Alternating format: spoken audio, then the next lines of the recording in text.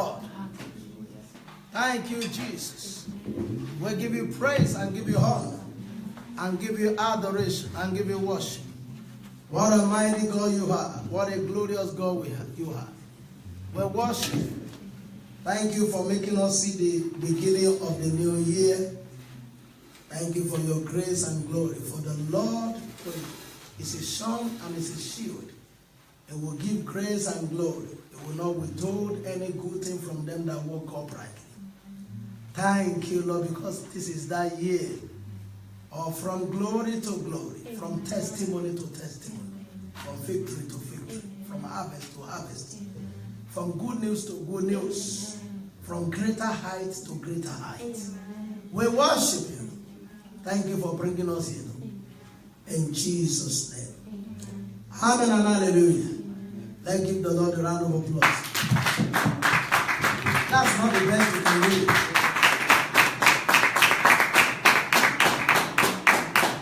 Hallelujah. Everyone is not clapping.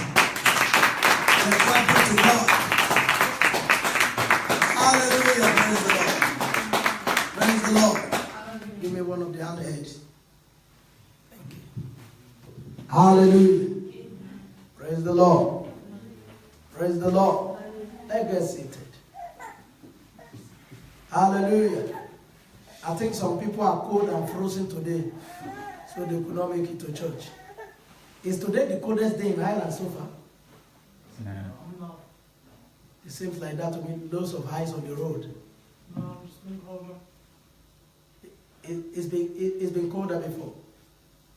So why is it that some of the people that are supposed to be in church today are not here? They are cold, they are frozen. Or the year has not started for them. Huh? Anyway, I thank God for the life of all of you that are able to make it to the church. Praise the Lord. Praise the Lord.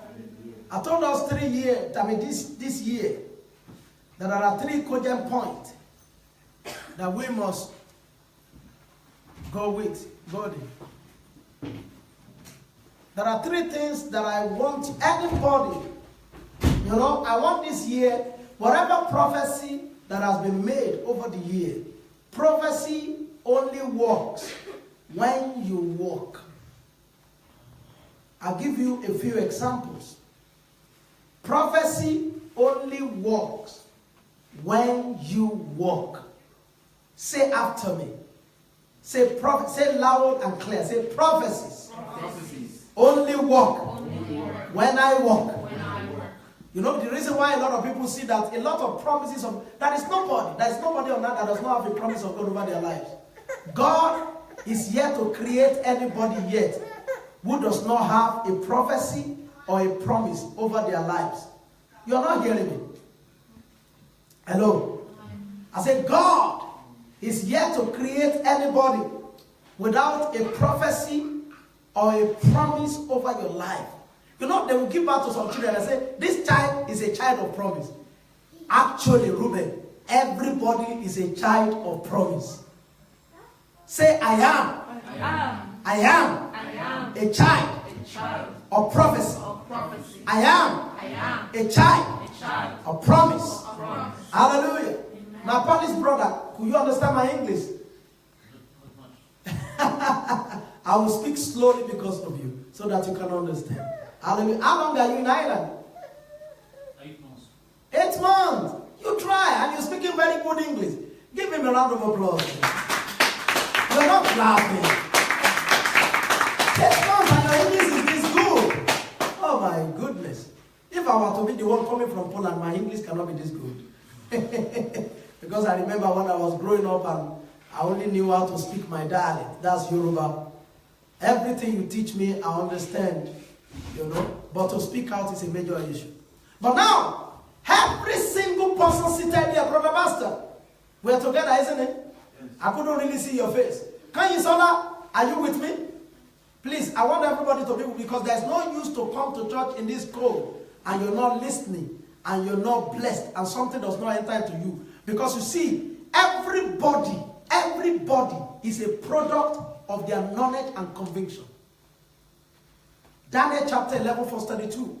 The people who do know their God, they serve a strong, and they will do exploit. The people who do know their God, they serve a strong. Another translation says, they shall stand firm and take action. You're not hearing me? Actions that you see people take is a result of convictions. Everybody is a product of their knowledge and conviction. What is knowledge? Knowledge is what you know. What is conviction? Conviction is what enters into your heart and nobody can take it away. Paul, we talked severally that I'm persuaded that God is able to keep that which I commit to his heart. Paul came to a point where by persuasion he could trust God. He's persuaded. Knowledge is on the surface. Conviction is on the down below. Goes into the inner recesses of your heart. Everybody dresses according to their conviction. Whether you know it or not, you just dress up and say, yes, this is who. Hallelujah. Many years ago, some of the dresses some of us wear today, we call you ugly. We call you swebe. We call you somebody who doesn't know fashion. But because there are different sort of fashions now, and everybody is convinced that it's the Italian fashion way, that is American way. The Americans like the big baggy trousers. You see them with big. You don't wear them in Europe. Eh? You have to be like Goldie. No cover up from here down. And the thing must be tight. In those days, it's only Islamic scholars that wear clothes like that. We come to them, Afat Tablik. Their trousers must not reach the ground, because if the trousers reach the ground, it's going to pick up dust. And dust must not enter into the mosque. But now is what is in vogue in Europe. If you are not dressed like that, you can't impress Reiki. Hallelujah. If you're only dressed like Brother Pastor, this is the normal proper English man dressing. The way you see Brother Pastor dress, you can't impress Reiki. No. You have not started yet. Your trousers must not be there, and it must be tight. And I say, when you must walk, you must not walk normal. It's conviction. And if you go to my country now, Nigeria, this is the way guys dress. Young, rich guys, the way you see the cameraman dressing. That's the way they dress. Come on, give me a That's the way they dress. Hallelujah. My own dress now, this is American way. The thing is big this way. It's not fitted. It's not fitted. Then you go to, this is Italian, then you go to Chichi, that's Italian. That's the way they dress, you know. Something must be shiny somewhere. It must be fitted, also must be shiny. Something must stand out. So everybody is a product of their conviction. That's why you need, for you to have a conviction, there must first of all be knowledge. It is when knowledge progresses from your brain to your heart that it becomes conviction. That's why the Bible says, with the heart, man believes unto righteousness. Faith comes by hearing, and hearing, then it stays in the realm of the man. But when it progresses to the heart, the Bible says, with the heart, man believes unto righteousness. And with mouth, because what a man now believes, he is able to confess. With mouth confession is made unto salvation. So everybody is a product of their knowledge and conviction. Everybody is a product of their knowledge and conviction. Everybody is a product of their knowledge and conviction. Everybody is a product of their knowledge. I believe I am a child of promise. You can't make me not believe it. I'm too convinced. That is why I believe that people like us don't die as non-entities. I didn't come to this world to be a non-entity. Non-entity. Non-entity actually means non-entity. Do you understand? I didn't come to this world. You know, anybody can live their life anyhow. That's their conviction. You must. Every child of God, everybody again. The Bible says, being born again. Not of the corruptible word, but of the incorruptible, of the word of God that lives and abides. You are born of the word of God. Anybody that is born of the word of God, there is a prophecy over your life. There is a promise over your life. God spoke to Jeremiah and said, before I formed thee in the womb of your mother, I knew thee. And I ordained thee to be a prophet to the nation. And the Bible says, anytime the Bible was talking about Jesus, I said, whatever I said to one, I said to all. So whatever God said to Jeremiah, that is what he said to you. But prophecies, dreams, promises don't just come true. They don't. I'll give you 3 instances. God spoke to Abraham and said, your children, the Israelites, are going to spend 400 years in captivity under the hand of their enemies. By the time Moses will come to deliver the children of Israel, they had spent 430 years. Who topped it up with 30 more years? Human factor. Somebody say loud and clear, say human factor. Human factor. Human factor can delay or deny God's plan. When they tell you that the plan of God must be fulfilled, it doesn't actually mean that it has to be fulfilled over one person in particular. If God gives you a plan and through you it cannot be fulfilled, God will look for somebody else. The plan will be fulfilled, but it may not be you. But somebody say it will be me.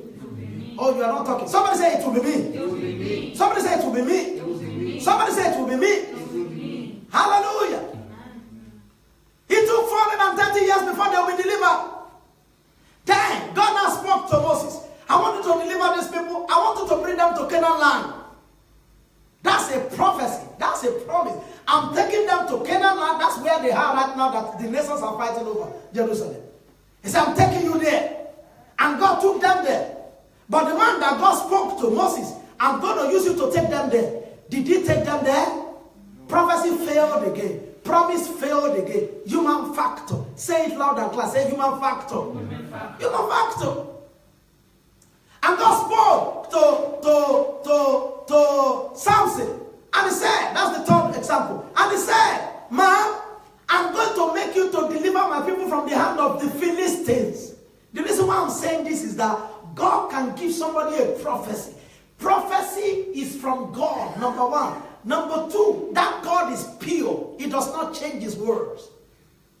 He doesn't mince words. He does not change his word. He wants to bring it. Whatever God says I am going to do, he did billions of years back. Before Jesus was crucified, the Bible said the Lamb of God that was slain before the foundation of the heart. Before the heart was created in the heart of God, Jesus was already crucified. But then physical reality, he just got crucified and resurrected more than just a few more years than 2,000 years ago. So if God says, I want to make you great, he already made you great. If God said, I'm going to make you the president, you are already a president. In movies, before you see them act a movie how, they already rehearsed it.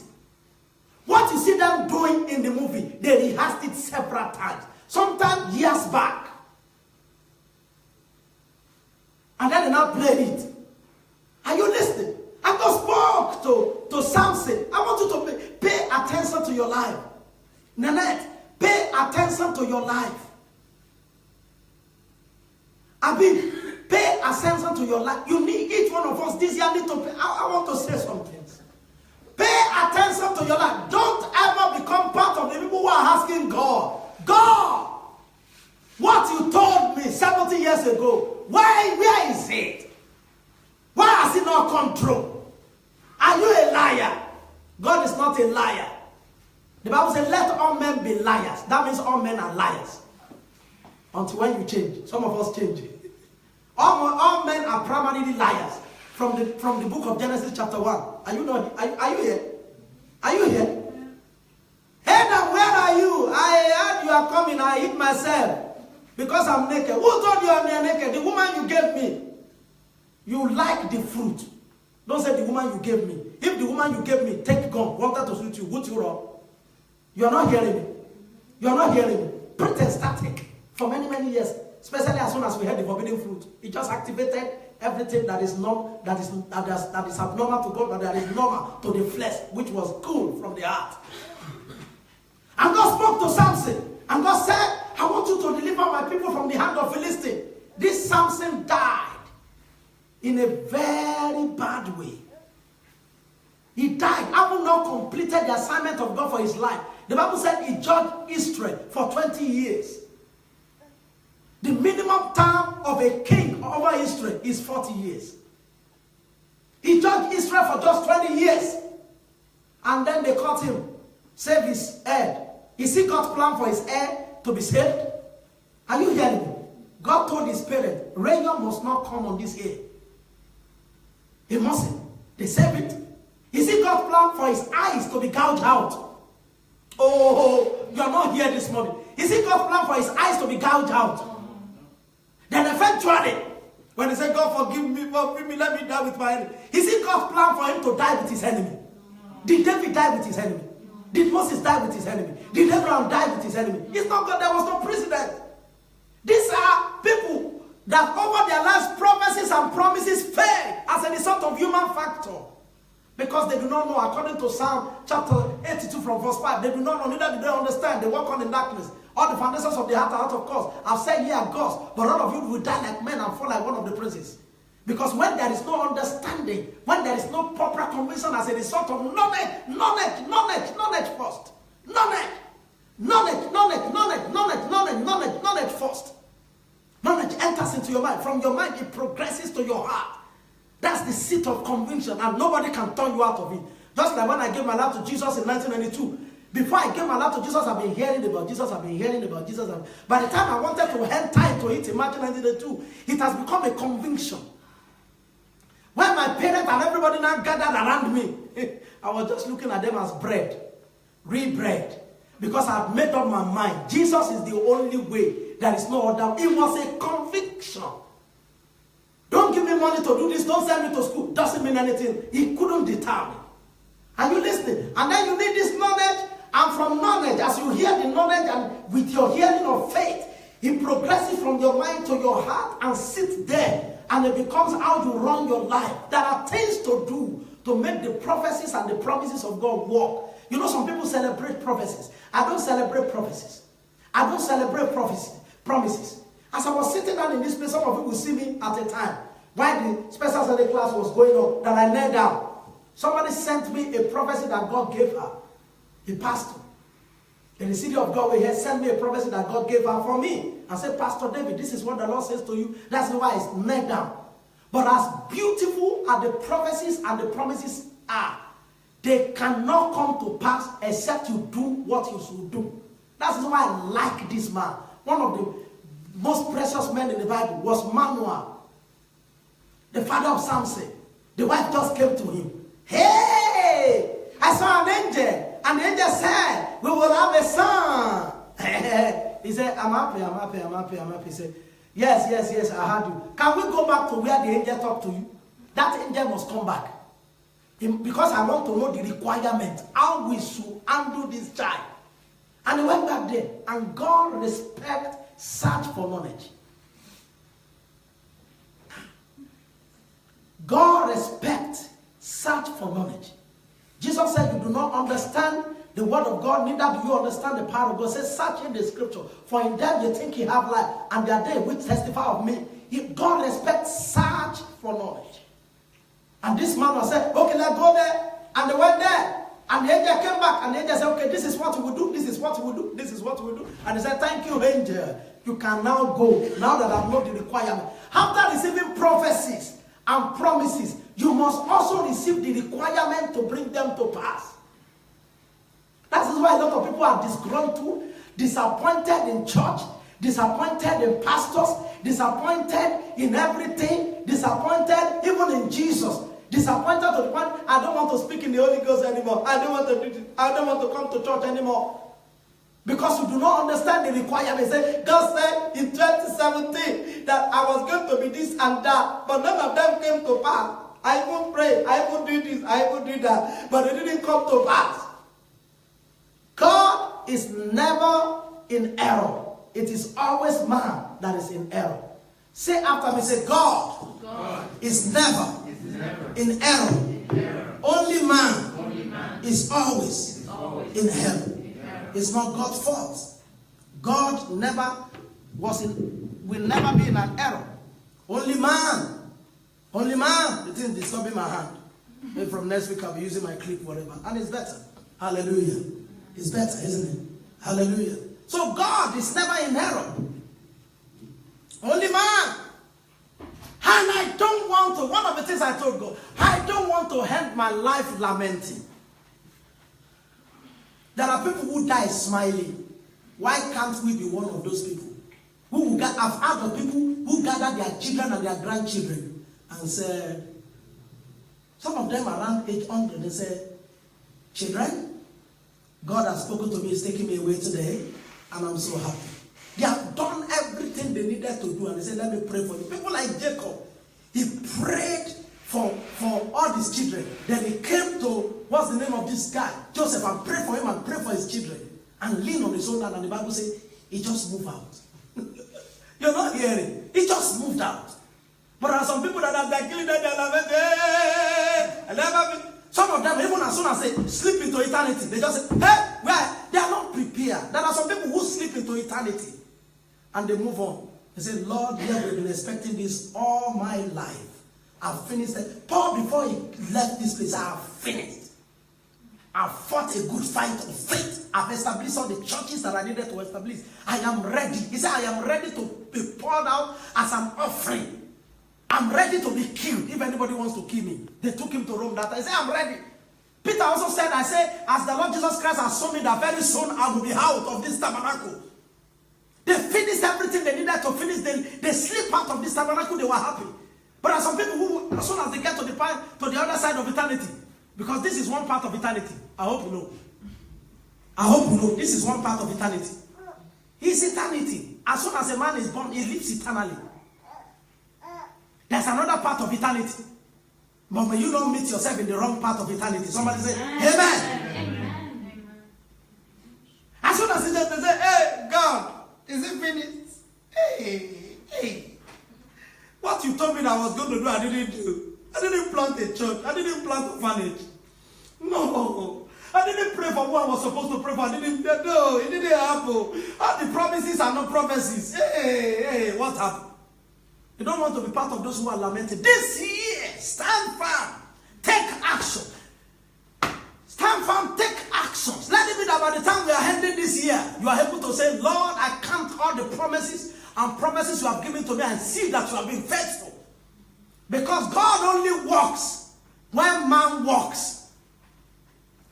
Don't forget the 2 verses in Philippians where it says, work out your salvation with fear and trembling. The next one says, for it is God which works in you both to will and to do of his good pleasure. First of all, he said, work out. So, man works. It is God who works. God now works. When man does not work, God does not work. Do you hear me, Nanette? When man is not doing anything about his destiny, God is not doing anything about it. When man is doing something about it, God is doing something about it. And I told us that 3 things that we must do this year, above all other things. Seek ye first the kingdom of God and his righteousness, and all other things will be added to you. Matthew 6:33. I'm breaking down that number 1. Find a church you belong to where you are pastored by a man who is born again, filled with the Holy Ghost, has the fear of God, and pastoring you in righteousness. I think you will go back to your house, Brother Pastor. Huh? Are you listening to me? Are you hearing me? It's so important. God said, I will give them pastors after my own heart. Number 2, find a church not only where you are being pastored, where you attend and you are a member regularly. Jesus is servicing you in that place. Find a church where you are going through all the motions together, you are building everything together. No matter how little you can do. I used to watch, when I was younger, my father had large farms, and I used to be on the farms. And one of the laziest moments is when my father is at the other end of the farm, weeding, with some of my brother, and they put you somewhere else. It's one of the laziest moments, where you just look at them, they are there, you just start sleeping in.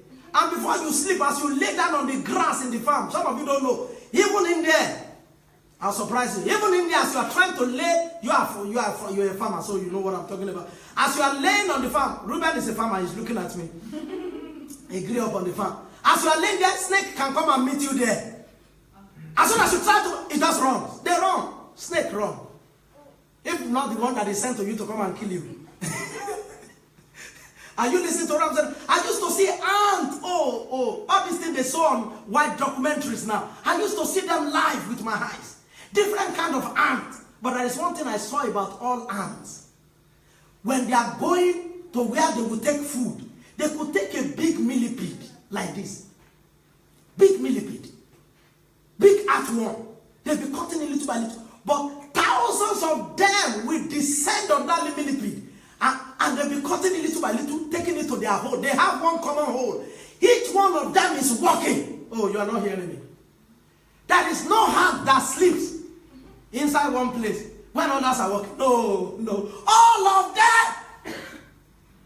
If they can cut a tree that is this big, they will just be using their mouth. All of them will be using their nail-like mouth. The thing is not like it. They are cutting the thing. They could cut a whole sugar cane. They're just cutting a little. You know sugar cane? Yeah. They could, little by little, until it falls down. Then they start taking everything they want to take. And you see them carrying it. They go and drop it. They come and the way hand, that's this one in the Bible. Solomon said, go to the hand, you sluggard. You sloth, go to the hand. During summer, he gathered his harvest inside deep hole. So that when winter comes and there is rain, it's untouched. He has enough food to last through the winter. It has enough food. Are you listening? Get a church where you are part of everything. As they are buying chairs, you are part of the people buying chairs. As they are painting, you are part of the people painting. So that one day, that they will say, we want to buy a property of 7 million. You are one of the people who say, yes, pastor, that 7 million property will be good. I have 1 million for the church. Because you will have grown from little by little. One day they will say, we are going on a mission to India. And we want to reach out to some Indian orphanages. We are going to the slum of Indians. And guys, we need a lot of money. You say, well, how much money do you need, pastor? And they said, we need $750,000 to be able to go and feed some people. Say, I give you 500,000. Because you have grown. And you know, people who give, it's not that maybe they have more than people who don't give. But the people who don't give is greed. Because you didn't start. When you were supposed to be paying tithe, when you had 10 euro, and you were supposed to be paying tithe of 10 euro, you were not paying it. You know, I said, God, I know. When you bless me, and I have 500,000, I'll be giving you, to give you 50,000 will not be anything. 50,000 is a lot of money. When you have your 500,000, you know, you have not been giving since 10 euro. You have not been buying biscuits to bring to the church. You have not been looking at the kids in the church and say, what will this kid need? You buy them jackets. I said, I want to. There was a particular lady, somebody was telling me. And they said, it's a wife of one of the pastors, but it's in another church. And they said, she is the one in charge of the youth department, children department. Everything that concerns the children is the one who pays for it. She rents a hall for them outside of the church, where the children will be taken care of. Electricity bill, gas, everything. She pays everything from her home money to take care of children.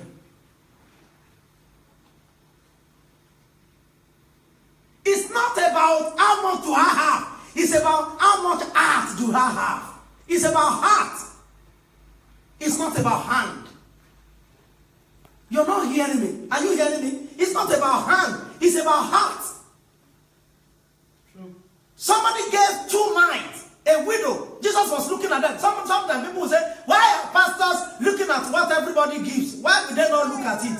Because the day they want to pay rent, wouldn't they look at their account before they pay rent? If there's a bill that comes and it's a bill of thousands of euros, why are they not supposed to be aware of statistics? So that they know whether to cry to God or to cry to human beings. So Jesus sat down there at the treasury, and the Bible said Jesus was looking as everybody was giving. And there was a widow. She gave 2 mites, maybe like 200 euros. And the Bible said that is all she had. And Jesus said this widow gave more than people who gave billions. Because he gave all she had. That widow has been considered, and he said, anywhere the gospel is preached, please mention their name. That widow has been doing it for a long time. Maybe there was a time she had abundance, she had her husband, she had everybody. She used to give 200 pieces of silver, 300. But now, he's now left with 2 mites, and that is all she can live with and say, what is this 2 mites? God, take it. If you take care of me or not, good. If you take me to heaven, better. But a better husband than the one that died. Are you listening? Yeah. And whether you know it or not, everybody is going to die. Even if she was thinking, I don't want to die that time, by now she will have died 2,000 years after. there's no way she could have stopped herself. She would still have died. And number 3, I told you, so that I can emphasize on number 1 that I want to emphasize. Number 3, I told you, don't play with your tithe. God said, I will open the windows of heaven. I will open the windows of heaven. I will pour you out wisdom. Wisdom that can make you phenomenally rich, great. That can make you a great magnet. Wisdom from above. Wisdom from above. I was telling you the other day that this guy was just finding something when he discovered Facebook. You don't even have to discover another Facebook. Please help us discover what we can use to cure cancer. The Lord gives wisdom. Out of his mouth cometh knowledge and understanding. You don't have to say, I want to be rich, I want to be richer. You don't want to be rich. Don't. Just help us discover what can cure cancer. That when people take it like tablet like this, the way somebody, headache was killing people before. I want to know. Oh, you're not here. Headache was killing people. Malaria was killing people. Diabetes was killing people. Are you listening? Diarrhea was killing people. Pneumonia was killing people. Insomnia was killing people. People discovered. It's somebody that discovered that metal can fly in the air. They were Christian brothers. My sister.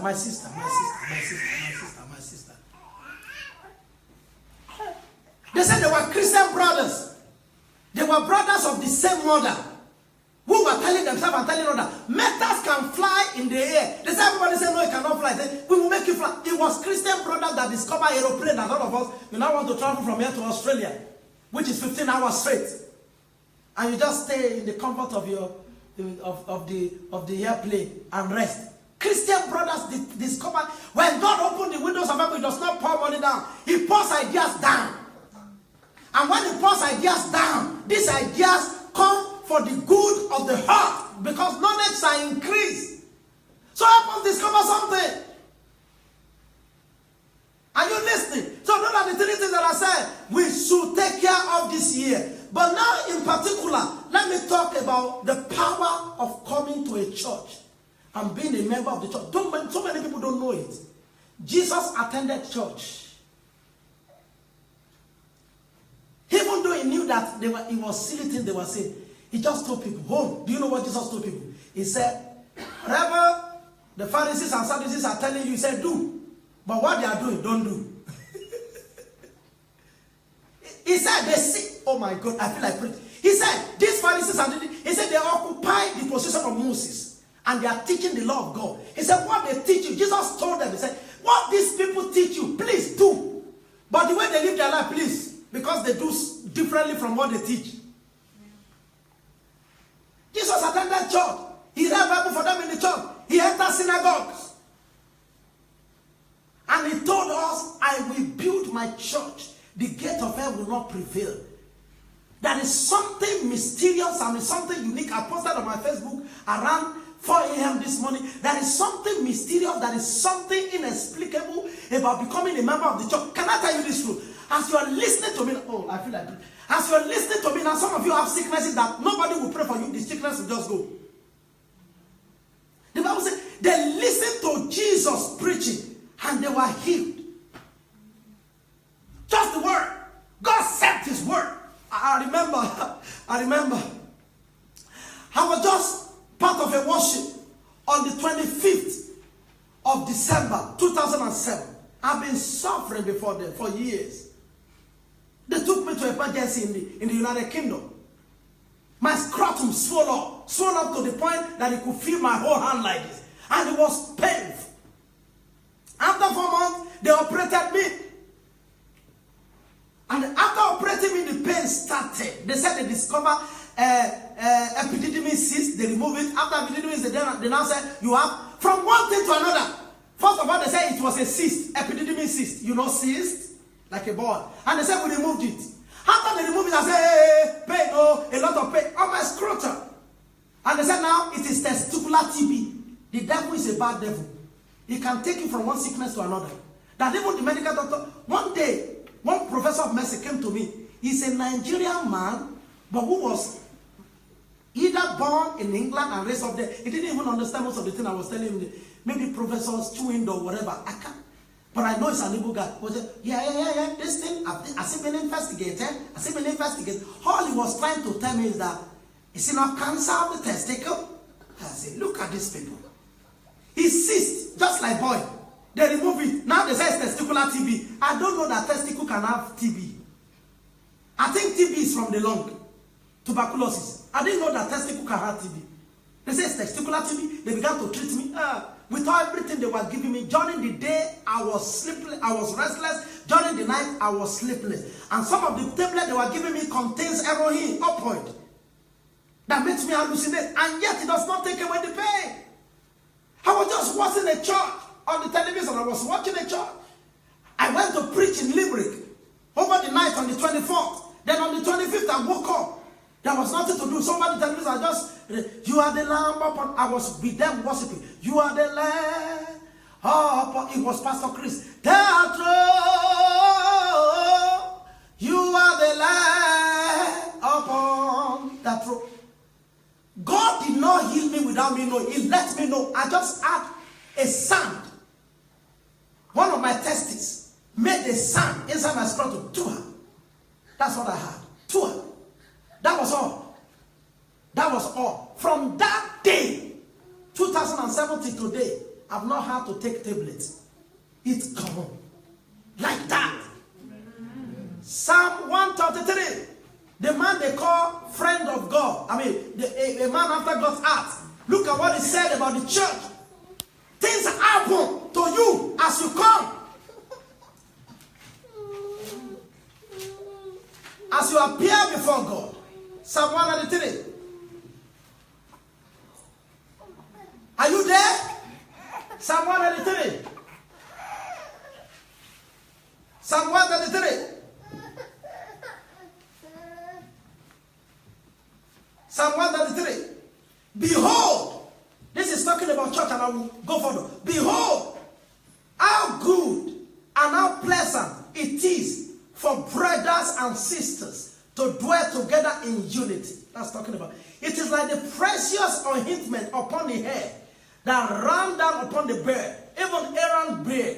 And when Aaron is the priest, so that will make you know that this is the church is talking about. Aaron is the first priest of the first church. The church in the wilderness. You remember, this is the first man, this is the first pastor of the first church. Are you there? Abib, are you listening?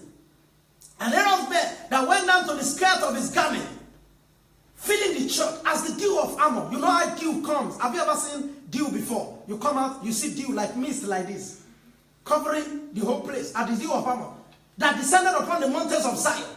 Zion is the church. For there the Lord commands the blessing, even life forevermore. Even without praying, as brothers and sisters are united together in the church, singing to the Lord, talking to the Lord, doing everything, sicknesses are healed, diseases are removed, issues are solved. He said, for there the Lord commands blessing, even life. There's a commanded blessing in Zion. When the dew begins to come down, even sometimes as the pastor is preaching, you have not mentioned your case has been mentioned by word of knowledge, by word of wisdom. And as soon as the word of God comes to you, that issue is solved. Don't become part of the vagabonds, fugitives. After some time of growing up, they say we don't need church. I've never seen anywhere where a lawyer says I don't need the association of lawyers anymore and I still want to be a lawyer. Have you ever seen one? I don't need Medical Society of Ireland. I don't want to be part of the Medical Society of Ireland and I will still continue to practice medicine. Have you ever seen anybody? I don't need to be registered in school. I will be a graduate. Have you seen anybody? Say, I'm going to be a graduate. On the day they're graduating, you see me wearing my home cloth and dancing. I don't have to register in a college. No! Go through, they will examine you. You go through PAC. First of all, living set.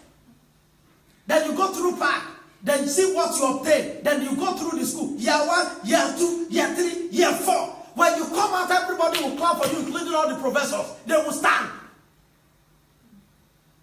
As the pastor is preaching, especially if it's a pastor who is born again, filled with the Holy Ghost, filled with the fear of God, praise for the church, praise for everybody. Pastors conscientiously is not pastoring because he's looking for money to eat and drink. You need this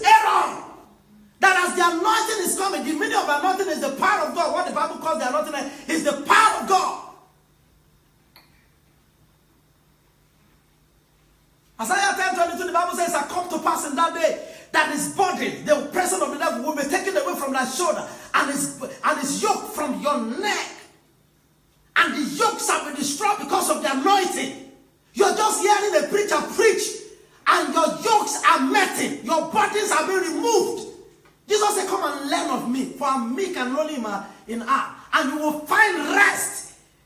A man is just preaching. You just drag yourself there. Maybe you're even tired. And then the anointing is reaching you. The power is reaching you. Just like, let me tell you, as you are in this place now, you are covered by the anointing. There's an anointing of God over your life. For coming. Have you seen people who go into the pub? When they are coming out, something will be smelling around your body to let people know you went to the pub or club. Have you seen people who stay around people who smoke? You come out, everybody thinks, are you a smoker? Have you seen people who come out of the kitchen? You are not hearing it. Nanette, you are not hearing it. Have you seen people who come out of the kitchen? You are smelling food, even though you are not the one who is cooking.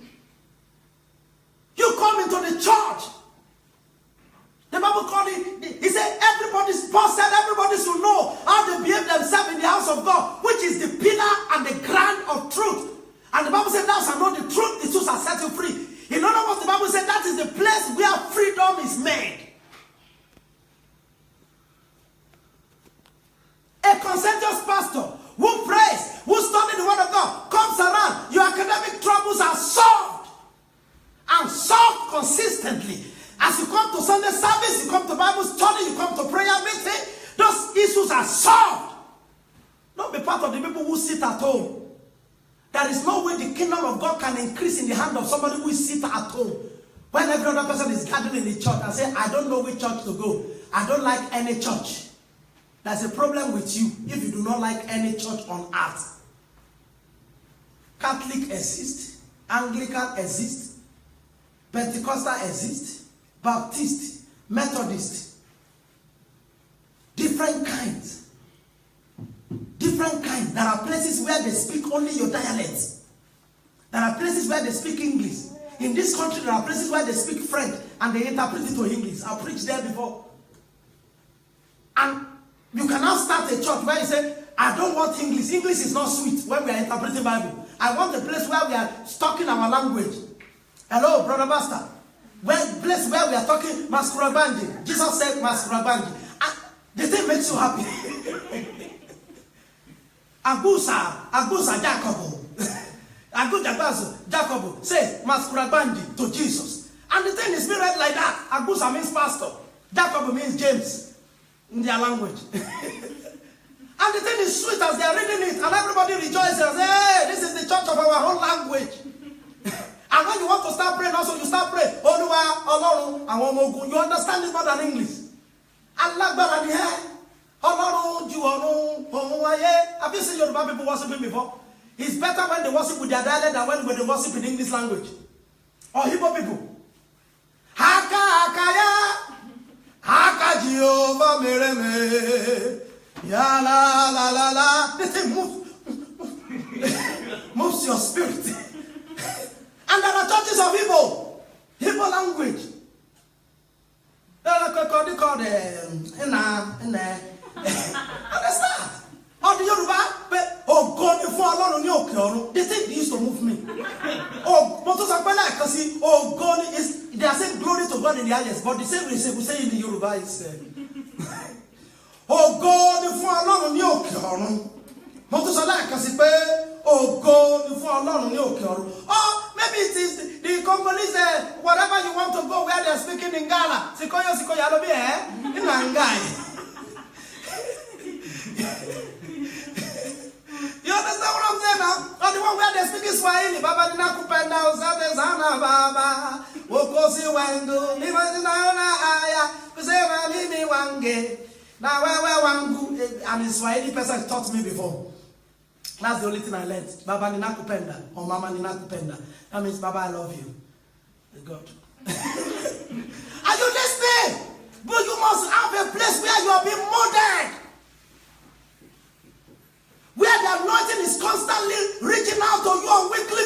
You cannot prosper as a church and as a Christian if you are not an established member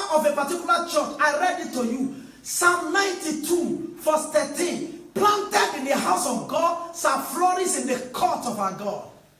You must be planted in a place.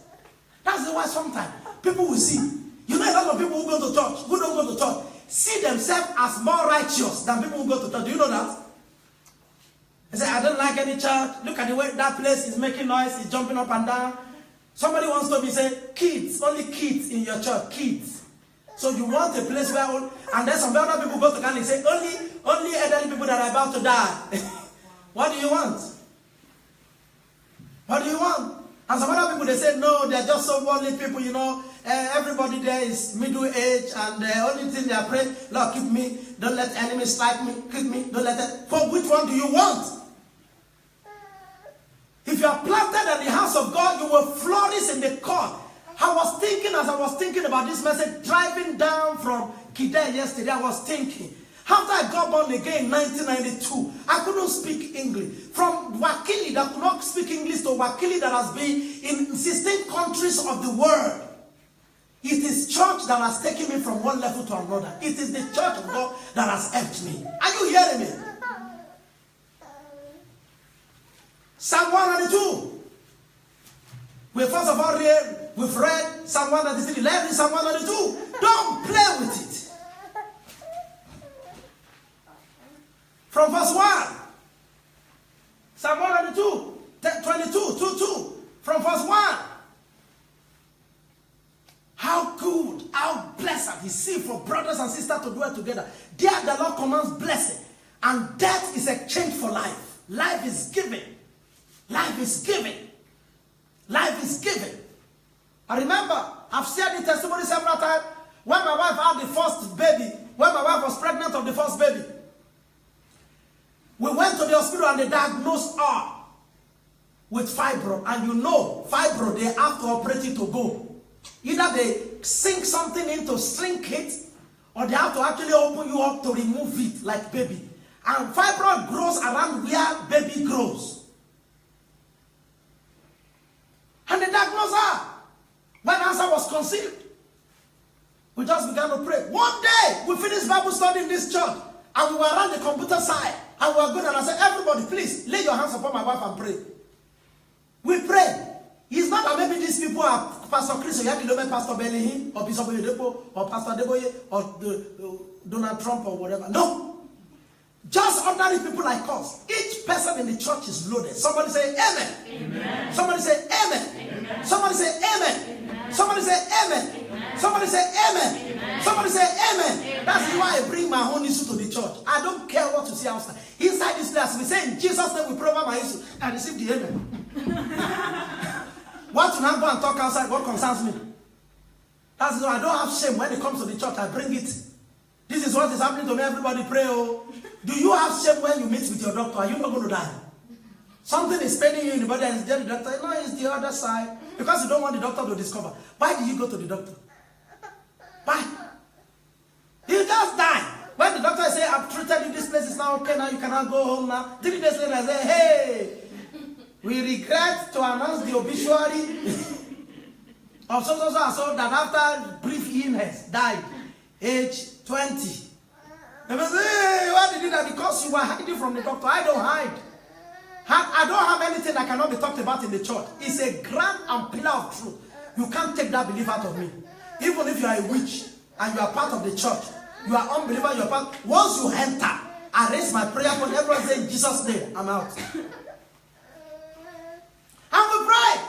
Then a few weeks later, we went back to the hospital. And they checked my wife and they said, the fibroid has disappeared. We didn't use anything. They said it has disappeared.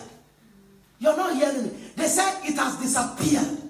One other time they said there was murmur in the heart of answer, that there was a hole in the heart of answer. We brought him here to everybody. Pray. Oh. We went back. They said it's no longer there. Life is given for death. Do it more consistently. Be part of it. Be a bigot, if that is the good word.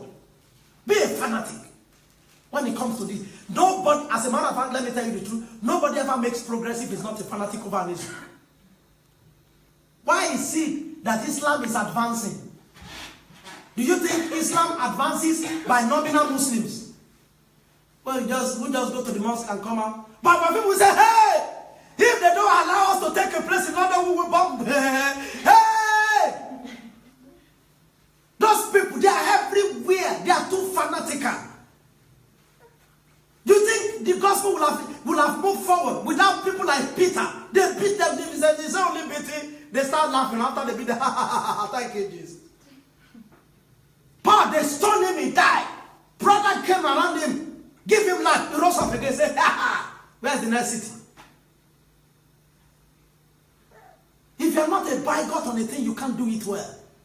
That means you are closed up in that knowledge. You have to be closed up in this knowledge. That consistently being part of a church, both being a blessing and allowing people to bless you, is so important, very critical to your life. 122. Psalm 122 from verse 1. I was glad when they said unto me, let us go into the house of the Lord. Can you see? Our feet shall stand within thy gate, O Jerusalem. Jerusalem is built as a city that is compact together. That's church. Compact together. You know the meaning of compact? Compact. Anywhere you see the word Jerusalem in the Bible, or you see Zion, it's talking about the church. Jerusalem actually means a city of peace, city of David, city of the one loved of God. The church is loved of God. The word David means loved of God. You don't know? Why do you think I'm David? Loved of, very important. I look for all the names. One of them will be, I will work for God. One of them is, I can die for God. A different name. This one, loved by God himself. No matter what sin, he's going to be forgiven. It's a man after God that loved of God. David. City of David. City of peace. City of God. He says compact together. Compact. It's not disunited. It's compact together. We look after one another. We bruise each other. We heal each other. That's it. Are you listening? We grow up together. We get opportunities together. The other day, my wife had an opportunity with somebody for some PhD contact. And I said, Zenabi said, take her along. That's the way it works. Somebody will have opportunity one day, he's going to get a contract. And he's a member of the church. And then, Chichi, can you come along? I just want to go and see this contract. And he said, contract, like Joe, contract of 200 million euro. I said, Chichi, you're going to have 50 million euro out of this contract. I said, my brother. I said, yes, because we are brothers in Christ. And you go and get the contract. I said, Chichi, this is what we will do. This is your 50 million. Live life. That's the way it happens. They compact together. It's a city built compact together. Whether the tribes go up, everybody, the tribes of the Lord, unto the testimony of Israel, to give thanks to the name of the Lord, to give thanks to the name of the Lord, to give thanks. For there are the thrones of judgment. For there are set thrones of judgment, thrones of the house of David, where we execute judgment over evil ones. Peace be within the world and prosperity. Pray for the peace of Jerusalem, they shall prosper the lovely. Peace within thy walls and prosperity within thy palaces. For my brothers and companions' sake, I will now say, peace be within you. He said, because of the house of the Lord our God, I will seek your good. Your good, God seeks for your good because you are part of the house of the Lord. Psalm 84, I close with this. Don't forget this Psalm 122, go and read it more. I was glad. Why are you filled with sorrow when they say it's church time? Why are you playing gimmicks? Why are you tired? If they say let's go to cinema, your whole strength. Let's go out for supermarket for dinner. You are starting to dress up. Just say when you are calling every 3 minutes. When are we going? Are we not going anymore? When they say how can they say? As we are finishing church now, some of you are feeling tired now. You say there is dinner this evening. Hey, everybody go back home. Go and paint here. Say you are good. I said, are you not tired anymore? Say, is it not cold anymore? Say, cold. It's the devil that wants to stop your good. Your good. They seek for your good in the house of God. Peace within your border. Prosperity within your tabernacle. Nothing missing, nothing broken. Compact together with everybody. They pray, you pray. They offend you, you forgive. You offend them, they forgive. Do you understand? You pray over issues. God is hearing. Your brothers in like a confraternity. Compact together. There's a covenant of God that binds us by the blood of Jesus. There is no issue that we handle that is not handled. Psalm 84.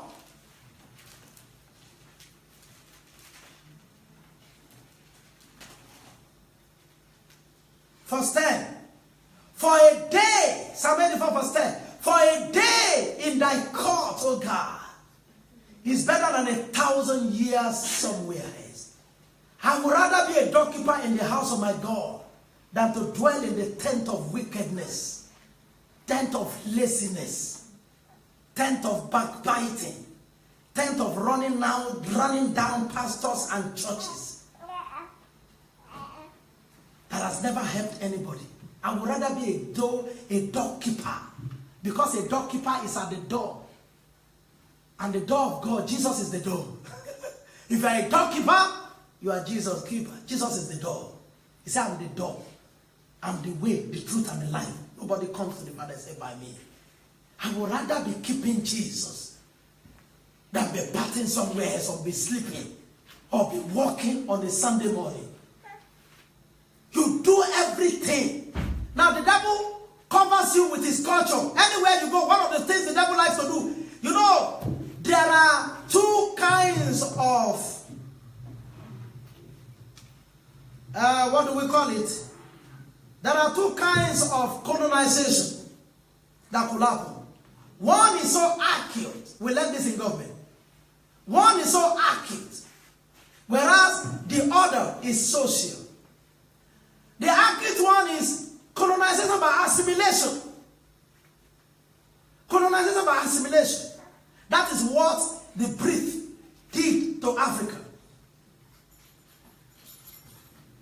The Portuguese also did the same. The French also did the same. I think maybe Germany. Did Germany colonize anybody? They didn't have time.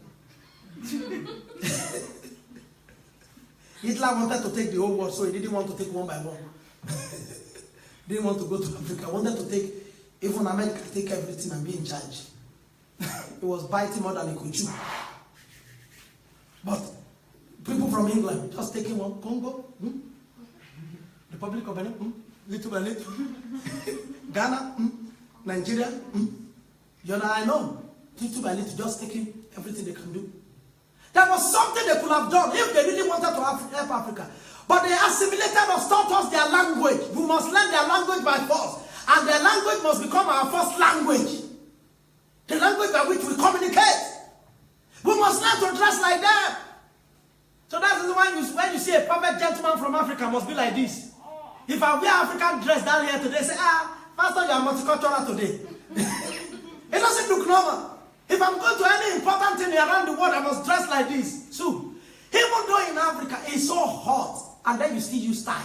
The reason why they use tie here is because it's cold. Then we should use belts, tighten your waist. The shoes, we don't need socks in Africa. Don't do what? It's too hot. It's 40-degree heat, and you wear socks. But they made us wear, we must. They assimilated us. That is a colonization by association. They just come to us. That one will be interdependent. It will not be dependent on a big master. It will be interdependence. They depend on us, we depend on them. They just come, they say, our language is good, your language is good. We learn Yoruba, you learn English. You have oil, we exchange it. We have cars. So let's do this thing, let it be a partnership. But it is the trick of the devil anytime he wants to change people's identity to assimilate them. You guys, Christians, we are the one not to allow the devil. We associate with the land. We don't get assimilated by the land. By the time you go and seek for job, and they say, this job, you must work Friday, Saturday, Sunday. It involves Sunday service. You are a child of God. Say, please, can there be a change that my home can stand from Sunday evening after I've come back from the church? Jewish people, the reason why Hitler wanted to eliminate Jewish people in Germany, they were out of Israel, but Israel was not out of them. You are not hearing me. They were Jewish people on earth have had 800 years of slavery. But you can't meet a Jewish person and ever know that they ever went through slavery. Black people have only experienced 500 years of slavery. Immediately you get to Africa, you know that something happened. Jewish people refuse to be assimilated.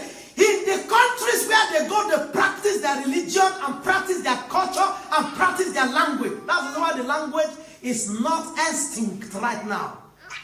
They can still speak their language.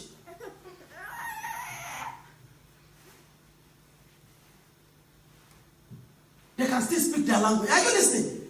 And they were the richest. They were in all the biggest positions in Germany. They were holding it just like in America right now.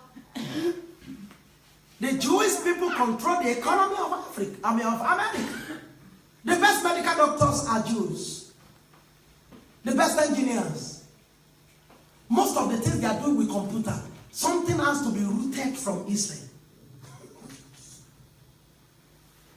So many things. They just stand strong. They go to a country, they tell you on Saturday, we don't do this thing that you do. On Saturday, we worship. There was a particular time in this country that they stood their ground, that their own school, their own children will not do exam on Saturday. And then they just go to one work where they will give you 300 euro a week. They say, Sunday is blocked. You say, why not? I don't care. Because you don't understand. You don't understand what you miss in a Sunday that you go and take 50 euros somewhere. And then, you don't know what God can do to you. Revelation has more power than currency. Currency will finish. Revelation continues in its elevating power. The people who do know their God is a strong and do it. And Paul said, I went up by revelation. We go up by revelation. A man who has revelation can generate ideas that can start companies. Whereas a man that is being given currency, there is nobody who is in a paid employment that ever becomes super rich. You don't know. You are in a paid employment working with McDonald's or working with Intel. You can never become super rich. You are on payroll. But you go to God, God touches your brain. Your brain links with your heart, draws ideas from the Holy Ghost, and you start something. It starts small. Before you say that, it starts expanding. It starts expanding. It starts expanding.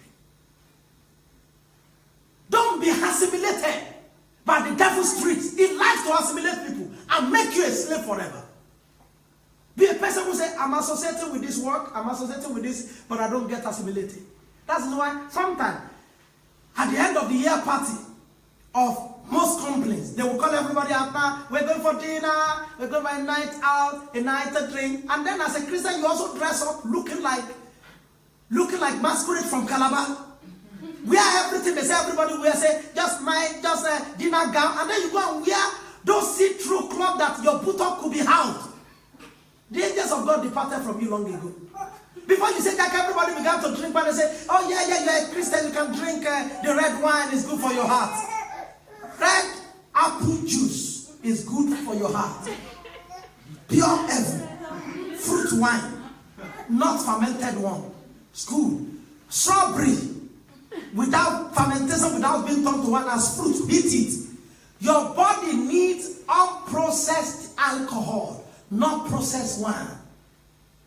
Unprocessed one is given to you by fruit that you eat. You now process itself by itself inside your body. So when they say your body needs alcohol, it's the one that you get by fruit, not the one that has been fermented and you drink. It's a bad deposit for your body. And then you drink, everybody is dancing also. And then they find you a guy to dance with you. Hey, Christian, and you're dancing. You forget yourself. When love take over, yeah. Before you say that, you begin to see the way everybody is doing their dancing step. And then they are hugging you. Somebody who is drunk with alcohol, maybe your manager is drunk and is hugging you. Before you say that, he starts kissing you. You're so good. I don't know whose name to mention here. Nobody. You're so good, Silver. Silver, you're so good. I don't know you're this good. I'm going to promote you.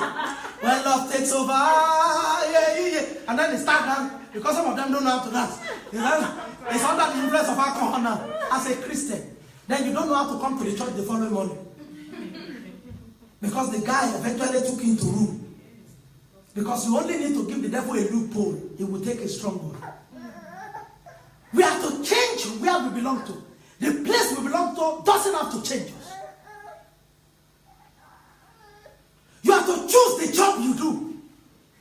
the Lord, I need a job, a well-paying job that gives glory to your name, not the one that takes me away from your house. He will do it. Jesus said in John 14:14, and whatever you guys will ask the Father in my name, I will do it.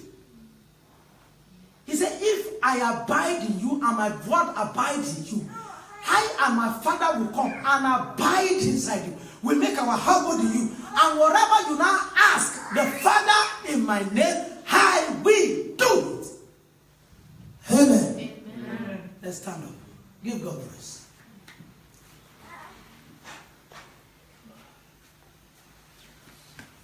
Give God praise. Just talk to God.